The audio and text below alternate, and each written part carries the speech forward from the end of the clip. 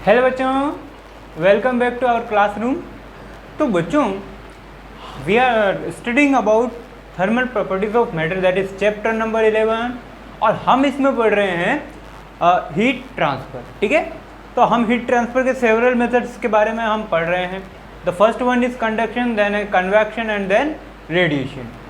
तो जो कंडक्शन के बारे में हम लोग देख चुके हैं कि क्या सीन बनता है कंडक्शन में, और मैं आपको गारंटी से बता रहा हूँ कि कंडक्शन में मोस्ट ऑफ द क्वेश्चंस पूछे जा चुके हैं। हर साल कंडक्शन से मोस्टली क्वेश्चंस पूछे जाते हैं। तो कंडक्शन कॉम्पिटिटिव एग्जाम के पॉइंट ऑफ व्यू से काफ़ी इंपॉर्टेंट पोर्शन है। ठीक है, नेक्स्ट पोर्शन आपका आएगा रेडिएशन, लेकिन बीच में आपका एक टॉपिक फंस जाता है, दैट इज कन्वेक्शन। तो हीट ट्रांसफर के 3 मेथड हैं, कंडक्शन, कन्वेक्शन एंड रेडिएशन। तीनों का बेसिक इंट्रो मैं आपको दे चुका हूँ आपके फर्स्ट लेक्चर में। ठीक है, और कंडक्शन के बारे में हमने ब्रीफ नॉलेज आराम से ले लिया है। अब बात करते हैं कन्वेक्शंस की। तो कन्वेक्शन में इतना कुछ खास है नहीं एक्चुअली में। ठीक है, कन्वेक्शन क्या है, एक बोलते तो सिंपल सा प्रोसेस है। इससे न तो कोई कंपटीशन एग्जाम में कभी मतलब कंपटीशन एग्जाम में पूछे गए हैं, but as a theoretical questions जो है कंपटीशन एग्जाम में पूछे गए हैं। इतना कोई न्यूमेरिकल टाइप्स इसका पोर्शन है नहीं, ये पूरा एक बेसिक कंसेप्ट है, थ्योरी है।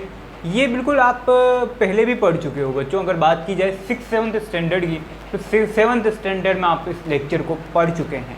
आपको याद नहीं होगा तो भी कोई दिक्कत नहीं है। सर आप बात करते हो 7th की, हमें कल क्या पढ़ा वही याद नहीं है, 7th की कहाँ से याद रहेगा हैं। चलो कोई दिक्कत नहीं है। तो फिर भी अगर आप 7th की NCERT साइंस बुक उठा के देखेंगे तो आपको कन्वेक्शन वहाँ पे इजीली मिल जाएगा और अच्छे से ब्रीफ में उनको समझाया हुआ है।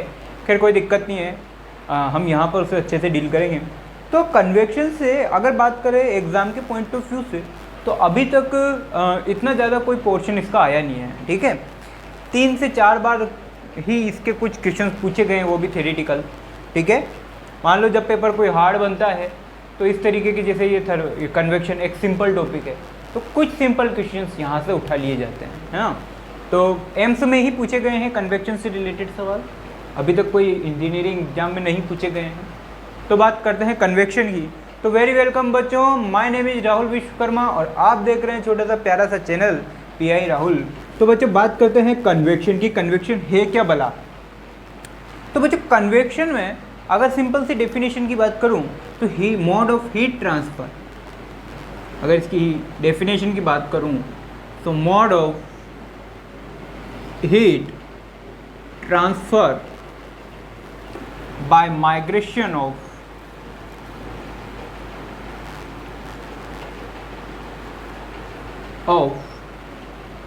material particle, by migration of material particle। Meaning मतलब देखो, लाइन का मीनिंग समझो। कन्वेक्शन एक हीट ट्रांसफर का मेथड है जो कैसे पॉसिबल है, मटेरियल के पार्टिकल का माइग्रेशन, यानी कि उनका पलायन कर दो। मटेरियल के जो पार्टिकल्स है, जो भी आप लिक्विड ले रहे हो, सॉलिड ले रहे हो, जो भी ले रहे हो, सॉलिड में से वैसे कन्वेक्शन का कोई चांस है नहीं, है ना।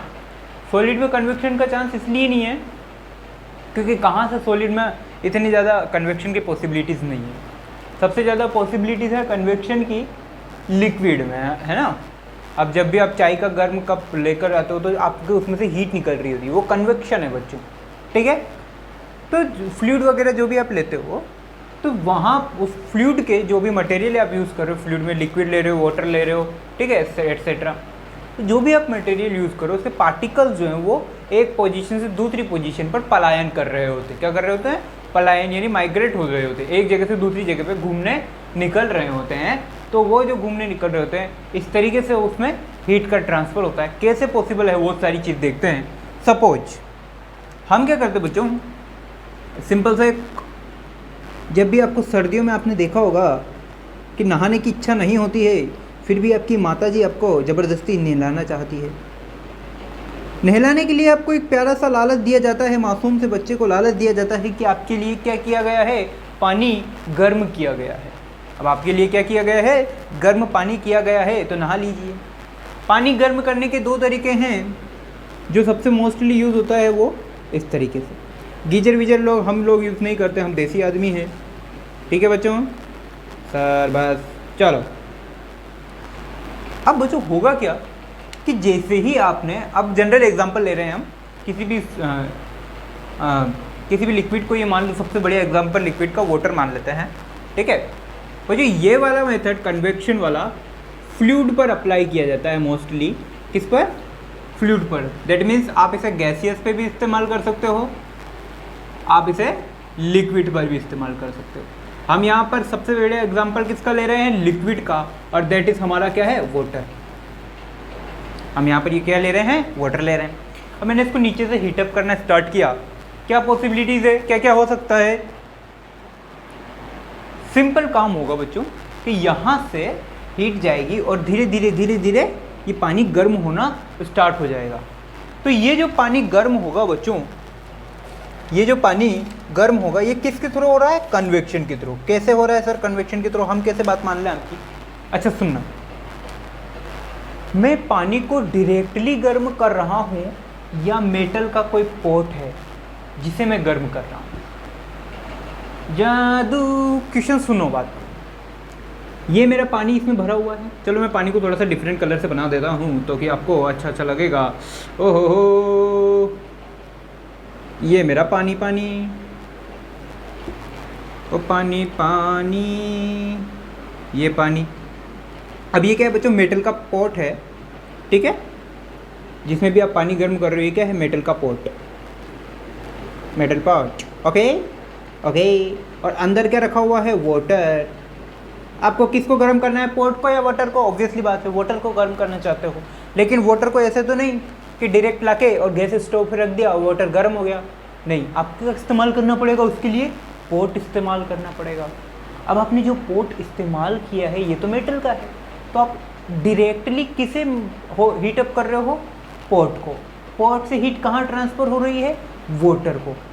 लेकिन वाटर को कहाँ? पर्टिकुलर इस एरिया पे।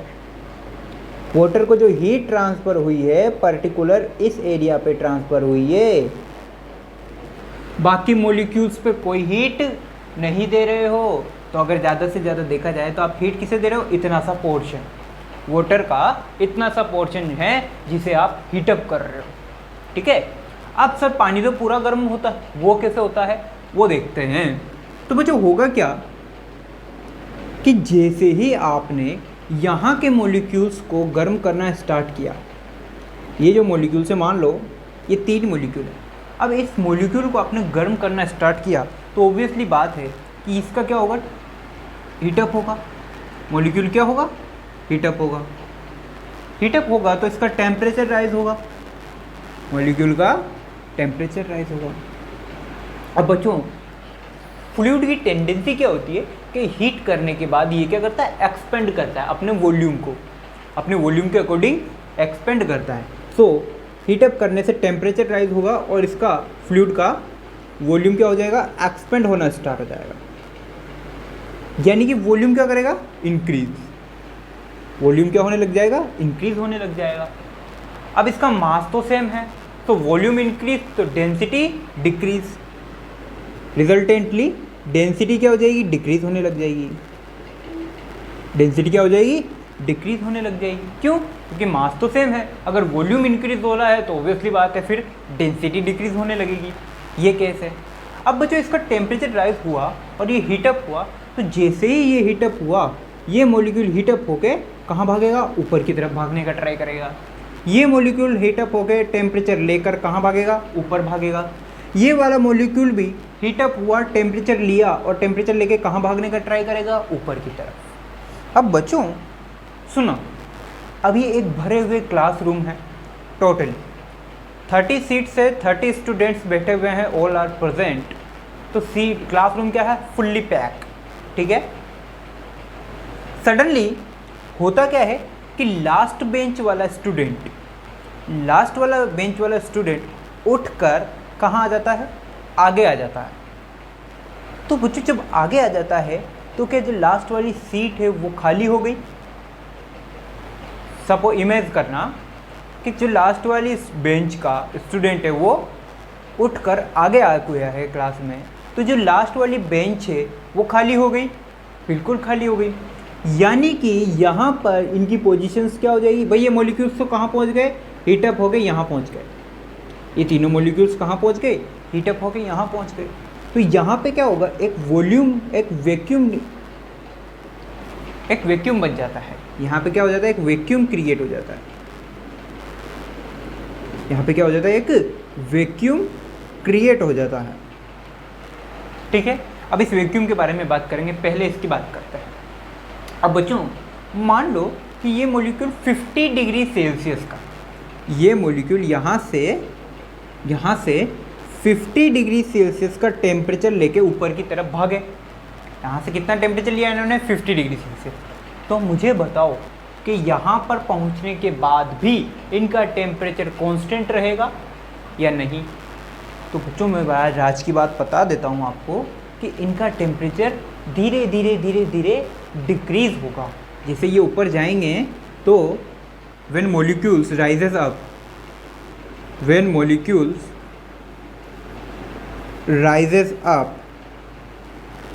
so temperature will decrease. Temperature क्या होगा, डिक्रीज होगा। किसका, इस पर्टिकुलर मॉलिक्यूल का। टेम्परेचर किसका, इस पर्टिकुलर मॉलिक्यूल का डिक्रीज होगा।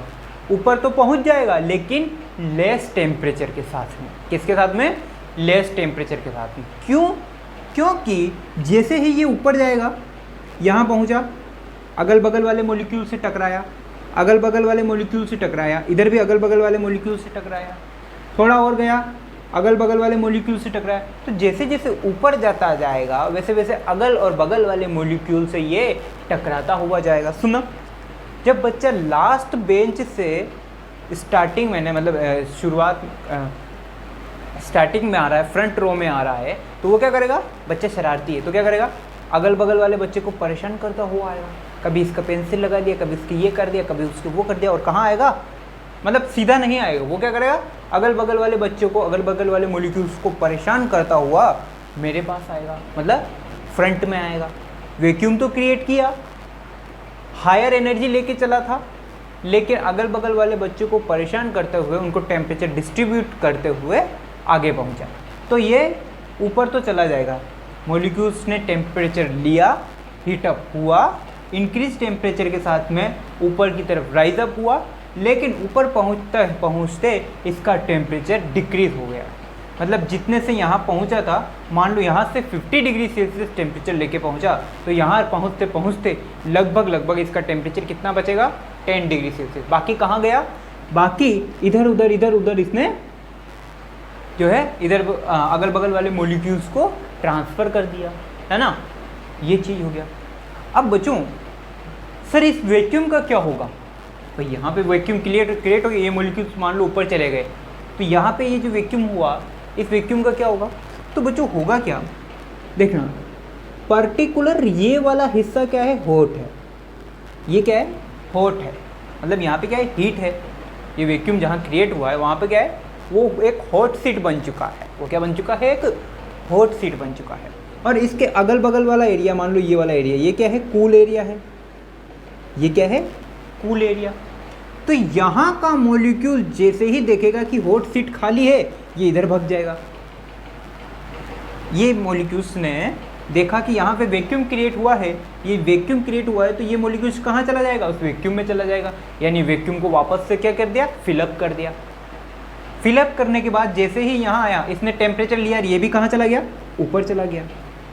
वापस से वैक्यूम क्रिएट हो गया, वापस से वैक्यूम क्रिएट हुआ, तो इधर वाला मॉलिक्यूल ने देखा कि वैक्यूम क्रिएट है, वापस से ये वाला मॉलिक्यूल इधर आ गया, इसने भी टेम्परेचर लिया और इधर चला गया।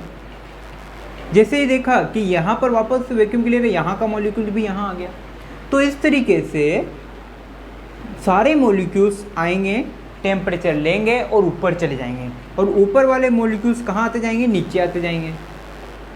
ऊपर वाले मॉलिक्यूल्स कहाँ आते जाएंगे, नीचे आते जाएंगे। तो ये एक बिल्कुल क्लास का रोटेशन है कि अगर मुझे क्लास को विदाउट डिस्टर्बिंग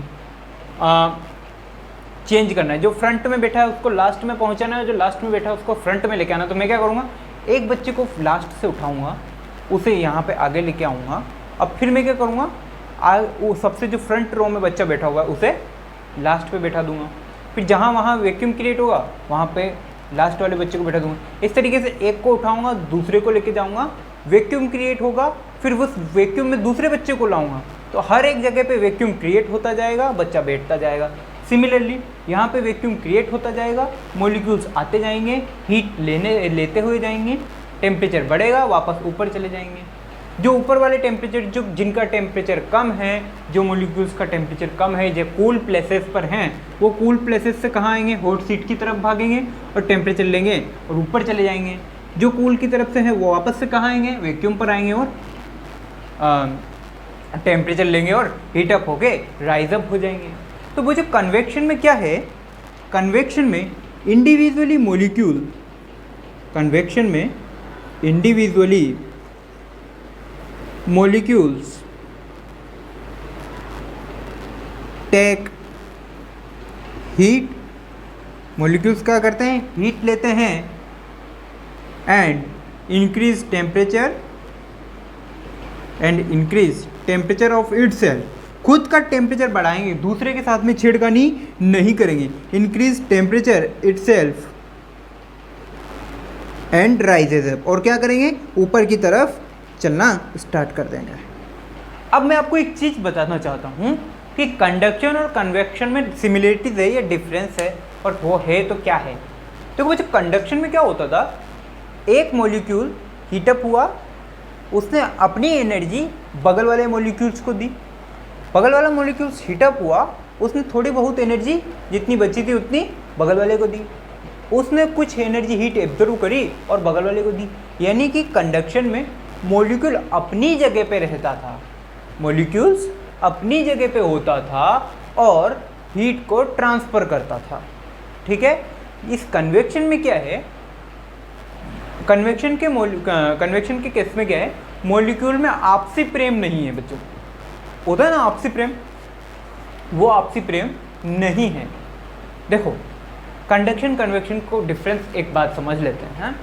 मान लो किसी बच्चे का या मेरा बर्थडे, ठीक है, हैप्पी बर्थडे बोलो, है ना। चलो मेरा बर्थडे, अब मुझे क्या करना है, मेरी 30 स्टूडेंट्स की क्लास में चॉकलेट डिस्ट्रीब्यूट करना है। समझना बात को, मुझे क्या करना है, चॉकलेट डिस्ट्रीब्यूट करना है। ठीक है, चॉकलेट डिस्ट्रीब्यूट करना है, यानी मुझे क्या करना है, हीट ट्रांसफ़र करना है। Chocolate is equal to heat, तो मुझे क्या करना है, चॉकलेट देनी, डिस्ट्रीब्यूट करनी है, बोले तो क्लास में हीट ट्रांसफ़र करनी है। अब मेरे पास दो मेथड है, कंडक्शन एंड कन्वेक्शन।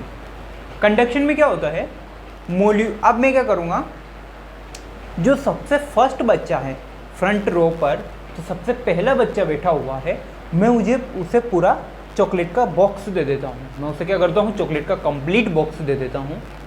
अब क्या होगा, कंडक्शन में बच्चा अपनी चॉकलेट निकालेगा, बगल वाले को पूरा बॉक्स दे देगा, बगल वाला उस बॉक्स में से अपनी चॉकलेट निकालेगा और उसके बगल वाले को दे देगा, उसके बगल वाला अपनी चॉकलेट निकालेगा और बगल वाले को बॉक्स पकड़ा देगा। इस तरीके से 30 चॉकलेट्स बिना किसी शोर शराबे के, बिना किसी डिस्टरबेंस के मॉलिक्यूल्स में आपस में ट्रांसफ़र हो गई। ठीक है, क्या मॉलिक्यूल्स ने, यानी किसी स्टूडेंट ने अपनी पोजीशन चेंज की? नहीं की। क्या हुआ, आपका बॉक्स जो है, चॉकलेट का जो बॉक्स है, वो बॉक्स ट्रांसफ़र होता गया। फर्स्ट टू लास्ट स्टूडेंट वो बॉक्स क्या कर रहा है, ट्रांसफ़र कर रहा है, और फर्स्ट बच्चे से लेकर लास्ट बच्चे तक सारे बच्चों में चॉकलेट इजीली डिस्ट्रीब्यूट हो गई। तो ये था कंडक्शन। कंडक्शन में क्या होता है, मॉलिक्यूल्स अपनी जगह पे होते हैं, बस एक मॉलिक्यूल को हीट दी, उसने अपनी हीट ली, तो और बची हुई हीट बगल वाले मॉलिक्यूल्स को ट्रांसफ़र कर दी, बगल वाले मॉलिक्यूल्स ने अपनी हीट ली और उसके बगल वाले को ट्रांसफ़र कर दी। इस तरीके से प्रोसेस चलता है। दूसरा मेथड क्या होता है बच्चों, मैं क्या करूँगा, चॉकलेट का बॉक्स अपने हाथ में रखूँगा, मुझे मेरे बच्चों पर पूरा भरोसा है और ये मुझे अच्छे से पता है कि बीच में घफला हो जाएगा, तो मैं क्या करूँगा, चॉकलेट का बॉक्स अपने हाथ में रखूँगा। 1 बाय 1 स्टूडेंट आएगा, खाली हाथ आएगा और मुझसे चॉकलेट लेके जाएगा, खाली हाथ आएगा, मुझसे चॉकलेट लेके जाएगा। फिर दूसरा स्टूडेंट आएगा खाली हाथ, फिर मुझसे चॉकलेट लेके जाएगा। सेम प्रोसेस कन्वेक्शन में होता है। मैंने क्या किया, यहाँ पे ये चॉकलेट का बॉक्स है, मॉलिक्यूल आया, हीट ली, अपने काम से काम ऊपर चला गया। दूसरा मॉलिक्यूल आया, हीट ली, अपने काम से काम चला गया। तीसरा मॉलिक्यूल आया, हीट ली, अपने काम से काम चला गया। हर एक मॉलिक्यूल अपनी पोजीशन को चेंज कर रहा है, हर एक मॉलिक्यूल अपनी पोजीशन से माइग्रेट हो रहा है।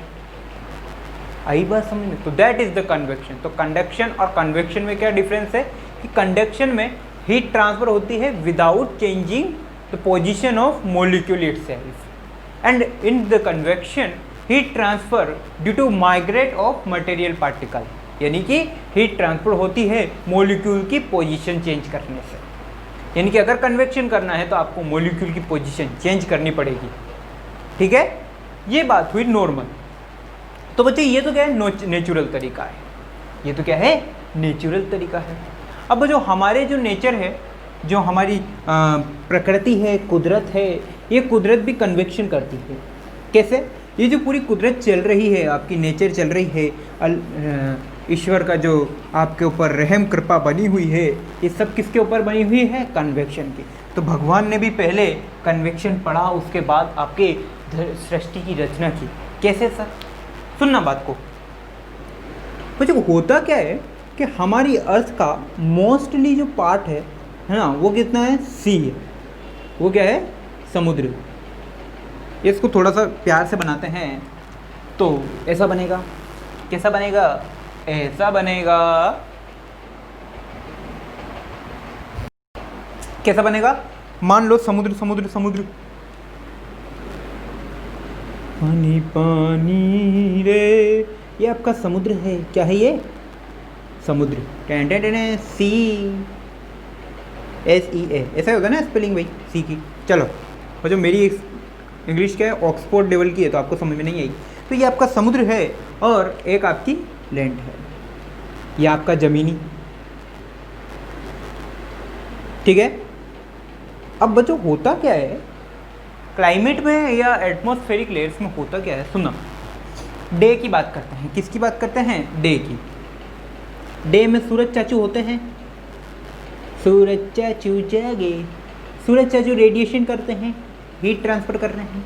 अब सूरज चाचू के आने से दोनों समुद्र यानी सी और लैंड दोनों हीटअप होंगे। वो जो दिन के केस में या डे के केस में क्या होता है, लैंड कंपैरेटिवली ज़्यादा हीटअप हो जाती है। जो धरती माता है वो जल्दी गर्म हो जाती है। बोले तो जो लैंड है, ज़मीनी हिस्सा जो है वो जल्दी हीटअप हो जाता है इन कंपैरिजन टू वाटर। तो वाटर हीटअप होता है बट कंपैरेटिवली लैंड जो है वो ज़्यादा हीटअप हो जाती है। तो यहाँ पर डे के टाइम पे ये जो है हीटअप होता है, मतलब इसका टेम्परेचर थोड़ा सा ज़्यादा होता है, इसका टेम्परेचर ज़्यादा होता है। और यहाँ पे समुद्र भाई साहब का टेम्परेचर ये शांत है, टेम्परेचर इसका कम होता है। अब बच्चों होगा क्या, मतलब कंपेरेटिवली, ठीक है, दोनों हीटअप तो दोनों होते हैं बट कंपेरेटिवली ये ज़्यादा हीटअप होता है और सी वाटर कम हीटअप होता है। अब होगा क्या बच्चों कि जैसे ही हीटअप हुआ तो लैंड के ऊपर की जो एयर है, लैंड के एटमॉस्फेरिक जो एटमॉस्फेयर जो है वो हीटअप होगा और ज़मीन के ऊपर की जो हवा है, जो एयर है, वो हीटअप होके कहाँ जाएगी? राइजेज अप, ऊपर चली जाएगी। ज़मीन के ऊपर के जो हिस्सा है, ज़मीन के ऊपर की जो एयर है वो कहाँ चली जाएगी? ऊपर, यानी कि यहाँ के एयर राइजेज अप। भाई ऑब्वियसली बात है, आपको अच्छे से पता है कि कन्वेक्शन में क्या होगा कि मॉलिक्यूल्स हीटअप होंगे और राइजेज अप करेंगे। तो सेम केस यहाँ है कि ज़मीन पर जब भी आप हीटअप करोगे, ज़मीन के ऊपर की जो एयर है वो टेम्परेचर गेन करके ऊपर की तरफ राइजेज अप कर जाएगी। और जब ये राइजेज अप ऊपर की तरफ कर जाएगी तो यहाँ पर क्या क्रिएट हो जाएगा? वैक्यूम क्रिएट हो जाएगा। ज़मीन के निचले हिस्से पे क्या हो जाएगा? वैक्यूम क्रिएट हो जाएगा। अब बिना वैक्यूम के तो विद वैक्यूम तो हम रह नहीं सकते, हमें तो एयर चाहिए। तो होता क्या है बच्चों, यहाँ से समुद्र जो इसके कंपैरिजन में कूल है, समुद्र इसके कंपैरिजन में क्या है? कूल है। तो यहाँ से एयर आती है आपकी ज़मीन पर। एयर कहाँ आती है? ज़मीन पर। ये एयर, अब बच्चों देखो, ज़मीन की जो ओरिजिनल एयर थी वो तो क्या हुआ? टेम्परेचर गेन करके हीटअप होके और ऊपर उठ गई। बीच में नीचे कुछ हिस्सा वैक्यूम हो गया। अब इस वैक्यूम हिस्से को कंप्लीट करने के लिए समुद्र से एयर कहाँ आ गई? इस ज़मीन पे आ गई। तो यहाँ पर जो एयर है वो कौन सी है? समुद्र से आने वाली एयर है। अब बच्चों होता क्या है कि ये एयर ऊपर जाएगी, ये एयर ऊपर जाके कूल डाउन हो जाती है। एयर ऊपर जाके कूल डाउन हो जाएगी। एयर क्या होगा, ऊपर जाके कूल डाउन हो जाएगी। अब कूल डाउन हो गई तो क्या होगा, वापस से नीचे आएगी, मतलब कूल डाउन होने के बाद इसका टेम्परेचर डिक्रीज हो गया। कूल डाउन होने के बाद में ओके, सो ये एयर राइजेज अप ऊपर आ गई। जब जैसे ही एक हाइट पे जाएगी तो ये एयर क्या हो जाएगी, कूल डाउन, यानी कि इसका टेम्परेचर क्या हो जाएगा, डिक्रीज हो जाएगा। जब बच्चों इसका टेम्परेचर डिक्रीज हुआ तो ये एयर वापस से कहाँ आना स्टार्ट हो जाएगी, समुद्र पे आना स्टार्ट हो जाएगी। तो ये पूरा एक कंप्लीट साइकिल चलता रहता है। ये एयर वापस समुद्र पे आएगी और यहाँ की जो एयर है वो वापस से हीट अप होगी, राइजेज अप होगी, ऊपर जाएगी, फिर वापस से समुद्र से एयर कहाँ आएगी, ज़मीन पे आएगी। ये सारा एक कंप्लीट साइकिल चलता रहता है दिन में। तो दिन में जो हीट करंट है या कन्वेक्शन करंट कहाँ कैसे फ्लो होती है, सी टू लैंड, डे के केस में। ये किसके केस में है, डे के केस में। तो दिन में जो कन्वेक्शन करंट है, कन्वेक्शन करंट का मतलब यही कि कन्वेक्शन में जो हीट फ्लो हो रही है, जिस रेट से हीट फ्लो हो रही है, जिस आप उसे हीट करंट बोलते हो, यहाँ पे हमने कन्वेक्शन करंट बोल दिया। तो दिन में कन्वेक्शन करंट कैसे होती है, सी टू लैंड। इसी के अपोजिट नाइट में क्या होगा, नाइट में इसका अपोजिट हो जाएगा। नाइट के केस में क्या होगा, वापस से यही समुद्र है आपका, वापस से आपका यही सी केस है, same sea, that is land, जमीनी हिस्सा। अब होगा क्या बच्चों कि दिन के केस में तो क्या था, जो ज़मीन थी वो जल्दी हीटअप हो गई। अब जो ज़्यादा जल्दी हीटअप होता है वो उतना ही जल्दी कूल डाउन भी होता है। तो ये जितना जल्दी हीटअप हुई तो नाइट के केस में हाय हाय हाय हाय हाय, मान लो मून लाइट केस है, क्या है, मून लाइट है, वाह sir, T T T T moon light है। अब मून लाइट में क्या होगा, जो नाइट के केस में ज़मीनी हिस्सा जल्दी ठंडा हो जाएगा, ज़मीनी हिस्सा क्या होगा, कूल डाउन हो जाएगा। ज़मीनी हिस्सा क्या होता है बच्चों, कूल डाउन हो जाता है, ठीक है। और इसका टेम्परेचर तो आपको पता ही है, तो इसके कंपैरिजन में ये हीटअप होती है। अब हीटअप होगी तो इसके ऊपर की एयर राइजेज अप है, सी के ऊपर की एयर क्या होगी, राइजेज अप, ऊपर की तरफ बढ़ना स्टार्ट हो जाएगी। ऊपर की तरफ बढ़ेगी तो यहाँ पे वैक्यूम क्रिएट हो जाएगा, वैक्यूम क्रिएट हो जाएगा तो अर्थ से या ज़मीन से कहाँ जाएगी एयर, सी पे चली जाएगी। वापस से ये कंटिन्यूसली ये साइकिल चलता रहेगा। तो नाइट के केस में जो कन्वेक्शन करंट है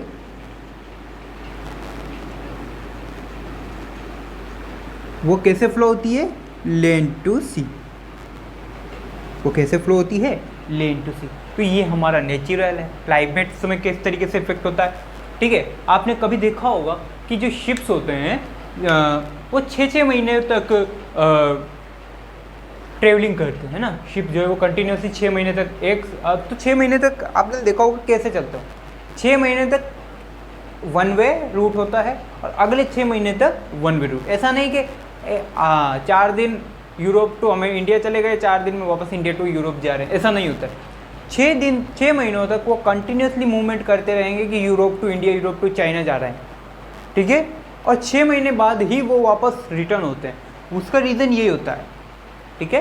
तो अर्थ का जो अगर हिस्सा देखा जाए आपका, अगर उसकी बात करें तो अर्थ में क्या होता है बच्चों, एक हिस्सा कूल और एक हिस्सा डाउन।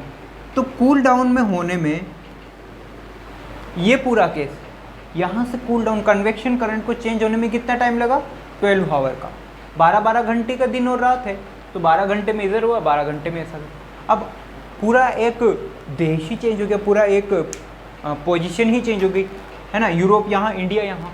तो इसमें क्या होता है, 6 महीने लग जाते हैं क्लाइमेट्स को चेंज होने में, ठीक है। इस वजह से वो 6-6 महीनों तक एक ही रूट फॉलो करते हैं, सेम प्रोसीजर है उसका क्लाइमेट चेंज का, ठीक है। अब बात करते हैं बच्चों, एक क्वेश्चन आया था आपके, एक और इम्पोर्टेंट बात, ये सारा प्रोसेस होने में, कन्वेक्शन का प्रोसेस होने में ग्रेविटी का सबसे इम्पोर्टेंट रोल है। Without gravity you can't afford convection. So gravity क्या है, एक सबसे इम्पोर्टेंट केस है। ग्रेविटी क्या है, एक इम्पोर्टेंट केस है। सो सबसे इम्पोर्टेंट पॉइंट नोट डाउन करिएगा कि for convection it is required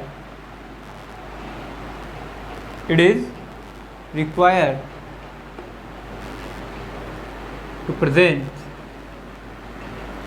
of gravity. Without gravity convection possible नहीं है. ठीक है, आप अगर बात करो वैक्यूम रीजन में चले जाओ यानी स्पेस में चले जाओ, वहाँ पे कन्वेक्शन कराओ, पॉसिबल नहीं है. वैक्यूम रीजन में यानी स्पेस में कन्वेक्शन पॉसिबल नहीं है. वैक्यूम रीजन यानी स्पेस में कोई कन्वेक्शन पॉसिबल नहीं है, कोई कन्वेक्शन पॉसिबल नहीं है. या फिर आप किसी ऑर्बिटल सैटेलाइट्स में चले जाओ. कहाँ चले जाओ? ऑर्बिटल सैटेलाइट्स में चले जाओ. वो भी क्या होता है? वैक्यूम होता है. वहाँ पर भी आपके ऑर्बिटल सैटेलाइट्स, वहाँ पर भी आपके कन्वेक्शन पॉसिबल नहीं है. तो बच्चों एम्स में एक बार एक ऐसा क्वेश्चन पूछा गया था कि ऐसा कौन सा प्रोसेस है जो ग्रेविटी पे डिपेंड करता है. 3 ऑप्शन दिए हुए थे, कंडक्शन, कन्वेक्शन, रेडिएशन एंड चौथा ऑप्शन था एनओटी, नन ऑफ दीज. तो ऑप्शन था कन्वेक्शन, क्योंकि कन्वेक्शन को होने के लिए ग्रेविटी का होना कंपल्सरी है. ठीक है, तो एम्स में इस तरीके से एक थ्योरी क्वेश्चन पूछा गया था, वो मैंने आपको डिस्कस कर लिया है. अब मुझे ये तो था नेचुरल तरीका, ये तो क्या था? नेचुरल तरीका, जनरल तरीका जो हमने सोल्व किया यहाँ पे, है ना. मतलब कन्वेक्शन का नेचुरल तरीका था कि आपने सिर्फ एक जगह से हीटअप किया, टेम्परेचर हुआ, हीट से वैक्यूम क्रिएट हुआ, वैक्यूम में वापस दूसरा मॉलिक्यूल आया, तो वैक्यूम मॉलिक्यूल ये वाला प्रोसेस चलता रहा. तो कन्वेक्शन करंट कूल से हॉट पोजीशन की तरफ फ्लो होती रही. अब जो नेचुरल तरीका है, अब एक तरीका और होता है force convection. That is forced convection का मीनिंग ये कि मैं किसी भी फ्लूइड को ज़बरदस्ती हीट प्रोवाइड करूँ, किसी भी फ्लूइड को ज़बरदस्ती हीट प्रोवाइड करूँ, वो होता है फोर्स्ड कन्वेक्शन. जो हमने पढ़ा वो तो क्या था? Natural convection. अब बात करते हैं अबाउट फोर्स. वैसे पूछा नहीं गया बट फिर भी एक बार नॉलेज होना चाहिए. फोर्स्ड कन्वेक्शन, अगर फोर्स्ड कन्वेक्शन की बात करें तो बच्चों होता क्या? वापस से वही पानी है, पानी पानी रे. अब पानी को गर्म करने का तरीका एक तो आपने देख लिया नेचुरल तरीका, एक तो आपने देखा नेचुरल तरीका, दूसरा एक तरीका और है कि आप क्या करते हो, सर्दियों में रोड का इस्तेमाल करते हो पानी गर्म करने के लिए. करते हो नहीं करते? इलेक्ट्रिक रोड का. अब इलेक्ट्रिक रोड से आप करना क्या चाहते हो? उस पानी को ज़बरदस्ती गर्म कर रहे हो, फोर्सली उसे गर्म कर रहे हो, तो उसमें भी प्रोसेस यही होगा कन्वेक्शन का. उसे बोलते हैं force convection. To heat up any fluid forcefully, then convection is forced convection. Then convection is forced convection. यानी कि किसी भी फ्लूइड को ज़बरदस्ती हीट प्रोवाइड करना, फोर्सली हीट प्रोवाइड करना क्या होता है? फोर्स कन्वेक्शन होता है. कोई दिक्कत नहीं. अब बच्चों जब आपने नोटिस किया होगा कि जब भी आप पानी को गर्म करते हो तो कभी कभी ऐसा होता है कि जो बकेट है वो काफ़ी बड़ी होती है और आपकी रोड पूरी बकेट के बॉटम तक नहीं पहुंच पाती है. तो क्या होता है, आप ऊपर ही यहाँ तक का पानी गर्म होता है, नीचे का पानी ठंडा हो जाता है. नेचुरल कन्वेक्शन में तो सेम था कि कन्वेक्शन कहाँ होगा? Top bottom to top. Convection कहाँ होगा? Bottom to top. ये फिक्स था नेचुरल कन्वेक्शन में. लेकिन फोर्स कन्वेक्शन की बात करें तो फोर्स कन्वेक्शन में ज़रूरी नहीं है कि बॉटम टू टॉप ही हो, उसमें टॉप टू बॉटम भी हो सकता है, लेफ्ट टू राइट भी हो सकता है, राइट टू लेफ्ट, एनीवेयर. तो फोर्स कन्वेक्शन का सबसे बड़ा लॉस यही है कि उसकी डायरेक्शन फिक्स नहीं है, जैसे नेचुरल कन्वेक्शन की है कि नेचुरल कन्वेक्शन हमेशा कैसे होगा? पहले नीचे वाले मॉलिक्यूल्स हीटअप होंगे, फिर ऊपर धीरे धीरे टॉप. लेकिन फोर्स कन्वेक्शन में ज़रूरी नहीं है, उसकी कोई डायरेक्शन फिक्स नहीं है. तो इतना सा है फोर्स कन्वेक्शन. एक बात और, फोर्स कन्वेक्शन जो है वो Newton's law of cooling, Newton's law of cooling पे डिपेंड है. ठीक है, न्यूटन्स लॉ ऑफ कूलिंग हम पढ़ेंगे अभी रेडिएशंस में.